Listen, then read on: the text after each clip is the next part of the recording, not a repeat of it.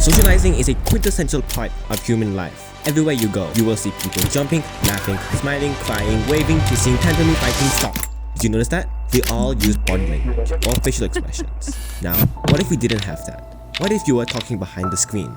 Well, that's where this video comes in. I'm gonna be listing down nearly every single method to communicate in video games. Well, most of them, because communication is such a variable subject that even throwing a brick at somebody could be considered communication because it's sending a message. Since I'm a Roblox channel, I'll try to use Roblox as much as possible. Although of course, some genres will be exclusive to some games. Also subscribe, because this video took a really long time to make. So here's every way to communicate in video games. Texting.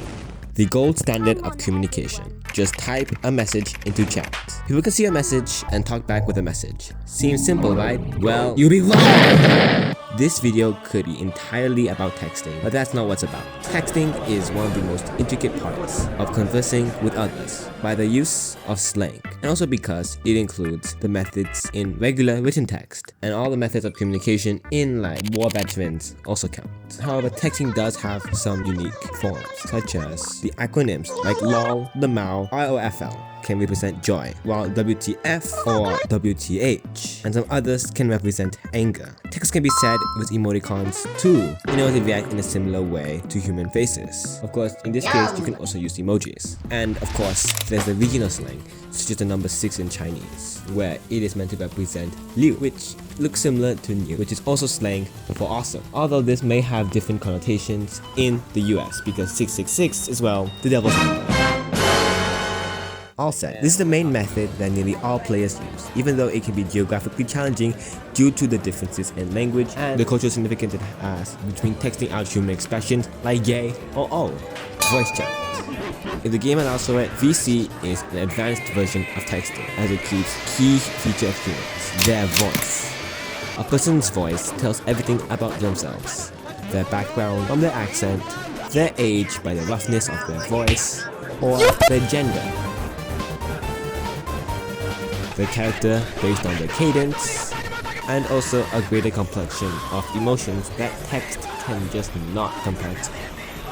Voice chat is spoken with a mouth, so feedback is nearly direct and instant, especially during high-stake matches where your hands aren't free to chat. Misinput, calm down!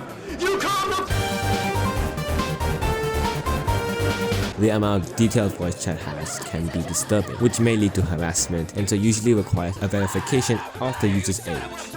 In-game prompts. This is quite a rare one, only existing in a large part of games like Guts and Black Powders or Among Us. This uses pre-made messages, usually with a specific purpose, usually having little variability. These prevent the forms of hate speech, which is good as in most cases can actually have unique game functions such as calling out for a medic, and they can be spammed a lot. Stickers. They're practically the in-game pre-made messages, but with a flair to it. Occasionally, they can be painted onto the ground or shown as a text bubble of shots. They're incredibly artsy with flashy graphics and characters. They're usually always the most light-hearted method of socializing. Emotes.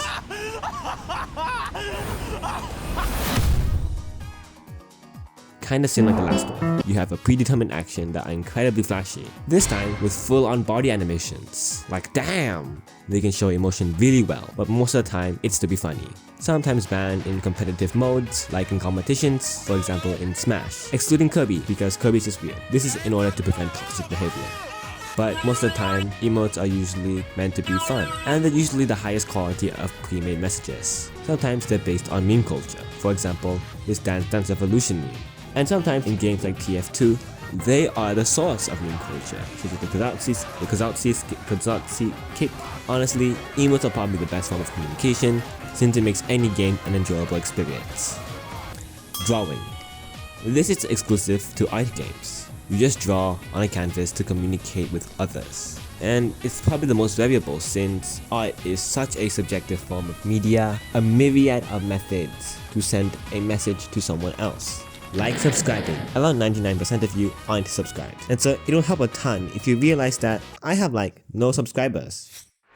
Jumping. This one's self-explanatory. It's just jumping repeatedly. It's used to show friendly behavior, which it does indeed do. You look like a silly, inconspicuous scuba jumping up and down. It's even international too because no words are spoken.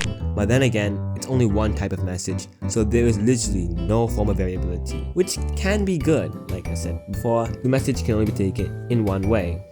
Crouching. This one is nearly exclusively found in Minecraft or games with a crouching mechanic. And as my last one, it is an internationally recognized method of friendship between players, which is just to show that you're friendly. I mean, if you like, you can become a stripper, but we don't talk about that or anything. Teabagging. Appearing mostly in FPS games and kinda looking similar to crouching. The reason why it's called teabagging is because a teabag going up and down. This, however, has the exact opposite meaning of crouching, as you're meant to do it on top of people's faces. So it is in fact known everywhere as toxic behavior, since you're literally sitting on somebody. Or it can mean other things depending on where you are, but we don't talk about that. Dash dancing. This is uniquely found in Super Smash Bros. Only, mostly as a taunt to lure in others before attacking. It can be performed in all installments of Super Smash Bros., but is mostly used in Melee and sometimes known as foxtrotting since it's usually used with the character Fox. Spinning. Okay, to be honest, I'm kinda losing ideas, but this is basically dash dancing but in 3D. You're literally running around in circles, and of course, you look like a silly little doober who do nothing wrong. Backshotting. Okay, who put this one in here? Look, alright, I think you and I both know what it is. You go behind the character, usually in Roblox, and press W and S again and again. I mean, okay, ramming yourself into another player isn't the best way, but if there's specialized games dedicated to this, it's an effective way of talking, I guess. The purpose of it, however, is a mystery, because sometimes there is a prerequisite meaning that I think we all know, but sometimes it has just gotten a meaning just to try and wake somebody up if they're AFK, which most of the time usually happens to them. Memes. Yeah, sure, I can talk about this one. It's a combination of everything like before, but it always had some nuance to it. Like for example, your username. Hey look, that's mine.